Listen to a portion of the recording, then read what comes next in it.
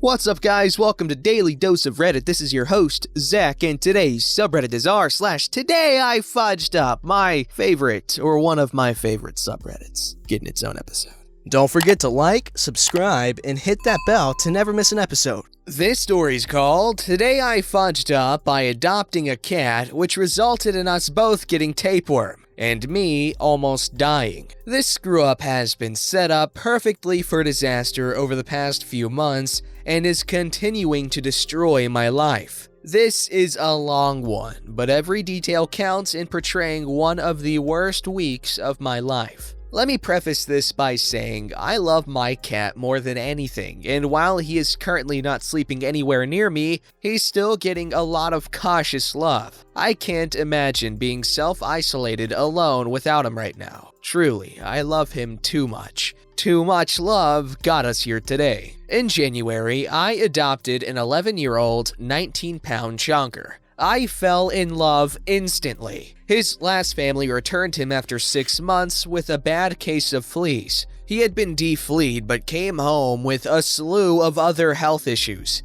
By the end of January, after a lot of vet visits, he seemed to be on the mend. I knew what I was signing up for when I adopted a senior cat, but just didn't realize the endless possibilities. Truly, I tell him every night before bed he's my ride or die, and that's about to be tested with this saga of the greatest love story ever told. Early February, he starts coughing and stops pooping in his litter box, despite me cleaning it daily. He's still peeing in there, but seems cautious and runs out immediately. Even when he started pooping on the floor, thank God for wood floors, he'd run under my bed from it. That was the only time he'd go under my bed, otherwise he was cuddled up on me or next to me. His medical chart from when I adopted him said he had issues with litter box pooping. They suspected he was afraid of his last family's other cat and it was behavioral. But something didn't add up. He was fine with pooping in the litter box for the first time after his kitty enema.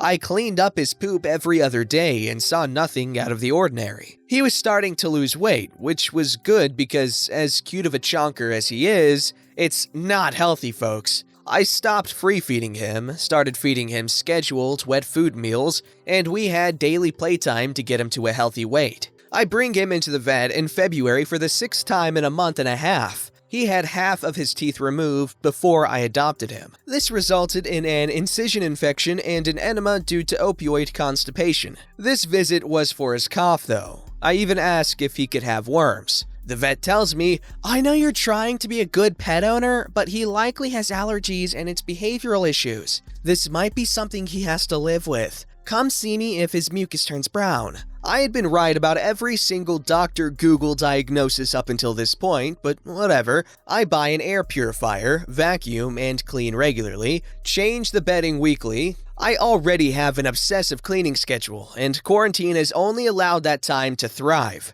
Ask any of my previous roommates, and I am the cleanest person you'll ever live with. Despite the cleaning, some coughing days were better than others. All of a sudden, end of last week, he starts coughing a lot less, and I start feeling like absolute crap. My best friend even makes a joke that I caught whatever my cat had. Sick foreshadowing. When I read the article about the tiger in the Bronx catching Modelo virus, I was convinced we both had it. My chest was tight, frequent bathroom runs, just pure exhaustion, losing weight rapidly despite being quarantined for a month in a tiny studio, malnourished to the point my hair is falling out. I'm a mess. I guess it's a good thing I got laid off 2 weeks ago because the bathroom and I are very close friends these days. I wake up Monday morning to the pungent smell of my cat's usual poop surprise on the wood floor. He's such a kind cat to poop where it's easy to clean up. That's when I see them. Worms crawling around everywhere.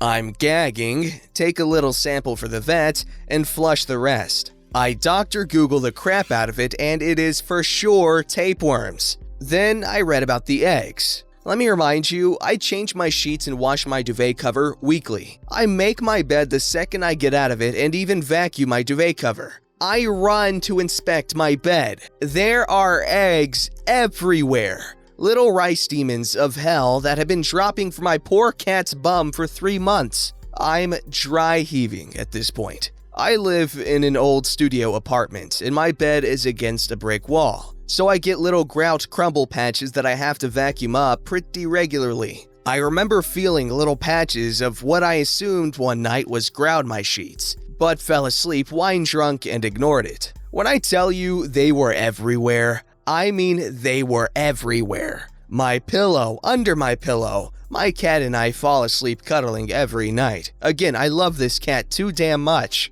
I call the vets, and it's undoubtedly tapeworm. We suspect he's had it since I adopted him. His prescription gets to me within a few hours. I also get flea medication and spray. I check him for flea dirt regularly and hadn't seen anything, but better to be cautious. I bag all of my bedding and throw out half of what I own, vacuum every inch of this place for an hour. I'm on the freaking floor with my flashlight and I find a dead tapeworm under my couch. Swiffer, disinfect my couch, flip my mattress like a total mental breakdown. I give him his medication and his cough stops instantly. He hasn't coughed once since Monday. This has been one of my childhood phobias since I read that urban legend about the guy who starved himself, then put a burger patty on his tongue and lured the tapeworm out until he could grab it from his mouth. I'm thinking about the story after giving my cats his meds when holy moly diarrhea.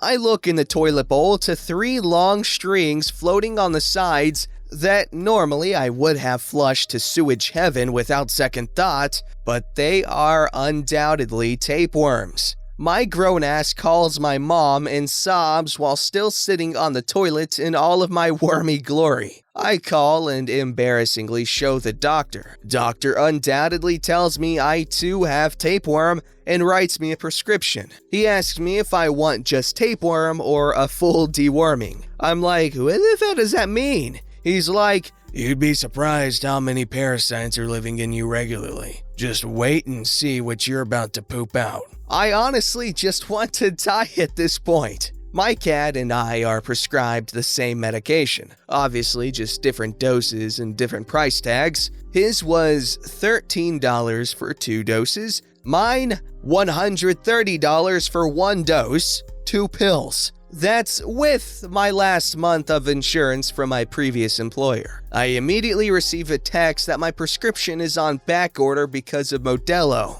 I'm trying to fall asleep that night on my couch without any blankets when, would you freaking guess it, my heat stops working. So now I'm just shivering on a small ass couch knowing there's worms crawling inside of me and eggs everywhere. I don't sleep. I call the pharmacy when they open in tears asking when my meds are going to get there. Lucky me, they had just arrived. He asked me, did you know your prescription is like $130? I'm like, no, I've never had tapeworm, but I guess the price is irrelevant. We both nervously laugh. I also haven't had an in-person human interaction in a month because I've been self-isolating alone and laid off due to Modelo. So this is trying on so many levels. I ordered delivery for a big-ass meal from my favorite restaurant because, 1, I have no appetite because the thought of feeding the worms makes me want to die, and I was hoping ordering from my favorite restaurant would entice me to eat.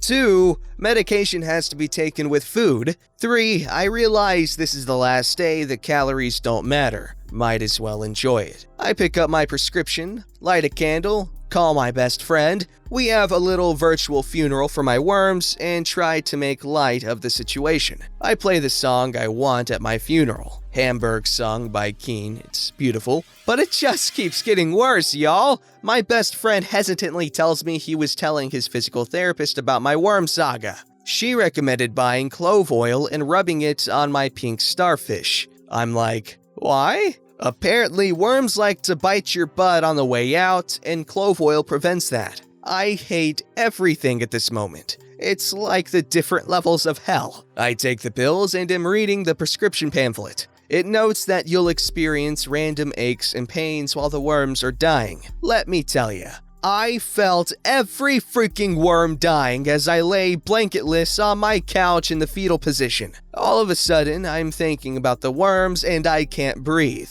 My throat is kind of itchy, and I'm thinking there are worms dying in my tonsils at this point. Or, I got Modelo at the pharmacy. I'm laying there in the fetal position, telling myself it's just a panic attack. My cat decides to go pee at 2 a.m., jumps out startled, trailing pee all over the apartment. I know the medication says limit your alcoholic beverages, but I say screw it and make a drink. I clean the pee and finally fall asleep for about 3 hours. I wake up bright and early to the smell of cat poop. Still half asleep, I searched his normal spots and couldn't find any poops. He left it in the tub for me. A new spot. Thanks, cat. Easy cleanup and no worms. I take it as a win. I flush it down the toilet, bleach the tub, and obsessively wash my hands. Let me tell ya, my hands are bleeding from the amount of times I wash them between Modelo and Wormageddon. I look at myself in the mirror while scrubbing my raw hands and holy crap, my face is swollen to the point I'm still surprised I can see out of my eyes. My tongue is flopping all over the place. I am having a severe allergic reaction to the tapeworm medication. That panic attack while falling asleep was actually an allergic reaction. I immediately video chat my doctor. He tells me to go get Benadryl immediately and writes me a steroid prescription. I get a call from their finance department on the brief walk to the pharmacy. $140 for that 5-minute virtual visit. I tried to dispute the charge. She can't do anything. I just flat out ask her, "Can I just tell you about my crappy life then for $140? We talk for 5 minutes about how much my life sucks, and she agrees. She was very nice about it, but still, $140. She basically tells me that if I had waited a month to get tapeworm and almost die from the medication, the virtual visit would have been cheaper without insurance. Freaking love it, and American healthcare. I cut my losses and go back to the same pharmacy from the day before, and they ask me what's wrong. I lift up my glasses and they were like, "Oof, did you know you were allergic to this medication?" At this point, I'm like, why do any of you think I've had tapeworms before? Truly, a complete mental breakdown. I buy my medication, a box of wine, and $20 worth of candy to ease the pain. So folks, here I am, unemployed and alone during a pandemic, clenching my butt like never before, still haven't pooped because I'm terrified of worm kisses on the way out, face still swollen shut, but I'm breathing fine. My cat is a new cat, so for that, I am grateful. I am 100% sure I will have PTSD from this experience. It is going to be a long time before my cat and I snuggle regularly again. But I know we'll get there and I still love him. Adopt senior pets regardless of the story because 10 out of 10 would still get worms again for him. Wormageddon 2020 will not soon be forgotten. Edit. I'll come back and give more meaningful updates. But I'm reading all of these comments over the phone, basking in the worst kind of Reddit fame with my best friend, and his smartass says, "Your tapeworm is going to come out of your butt and ask, 'Do you know who I am?'" But really, y'all are too kind. Well, thank you for sharing your wormy traumas. I had a blast reading. You're a good writer, and I'm sure you guys enjoyed yourselves too listening to me because why wouldn't you? I'm so talented. In all seriousness, I applaud your decision to adopt an elderly pet. Honestly, I wouldn't do that because elderly pets usually require more experience, which I have a limited amount of. However, I still love elderly pets, and I recommend elderly pets because you know what? Elderly pets need love too, okay? They're usually more chill, so if you aren't very mobile, then they are good for you because, you know, they like to relax with ya. Anyways, personally, I've never had a parasite that I'm aware of. However, the things I've heard about them aren't like the greatest, so I think I'm gonna pass on the parasites for now. Who knows, maybe in the future I'll try them out. You make it sound like such a great experience, so who knows, maybe I'll change my mind. Let me know in the comments below if you've had tapeworm before and if you recommend the experience. I'm still on the fence, honestly. I'm getting swayed a little bit, but I'm still on the fence. You know, convince me in the comments. Should I get tapeworm?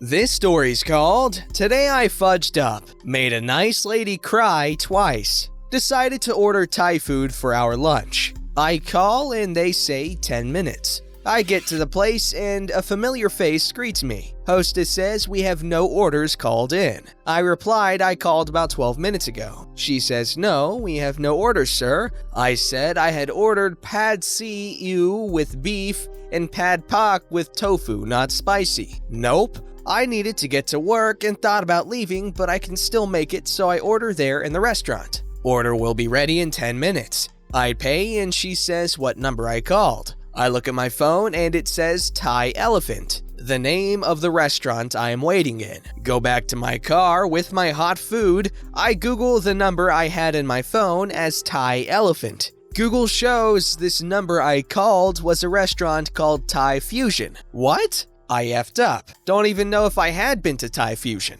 I feel like a nitwad. I had to be at work in a little while, so I could not go to Thai Fusion to get my original order. It is the opposite end of town. 60 minutes after my phone order, Thai Fusion leaves me a voicemail indicating that my order was still sitting there. She sounded very upset and thought she may have been sobbing. That happened Tuesday, so technically Tuesday I effed up. I felt bad given that a lot of restaurants are barely holding on now and my mistake is messing with someone's livelihood. Today I get a chance to go to Thai Fusion. I ring the Modelo makeshift bell for service and a Thai woman appears. I said I had called in a lunch order earlier this week but could not come to get it. I am so sorry. She said, "You must be..." My name. Crap! She remembered my name! Crap! She must still be upset and justifiably still so. I hand her cash. I say this is for my order on Tuesday. She looks up at me and asks if I want some lunch now. I declined and said no need to make us anything as you already had made it for us Tuesday. I'm now coming to pay for it. She was so appreciative and said thank you like 5 times with namaste hands. She was almost in tears. Seeing her like that almost made me cry right there. Okay, while that was honestly a very anticlimactic ending there, that was very sweet of you to not pay and then pay. However, you messed up and then you fixed it, so not entirely a mess up there, bud. But you did have the right mindset. Yes, so many businesses are suffering due to this pandemic, and that's horrible, and this guy is doing his part and making sure he pays for what he ordered.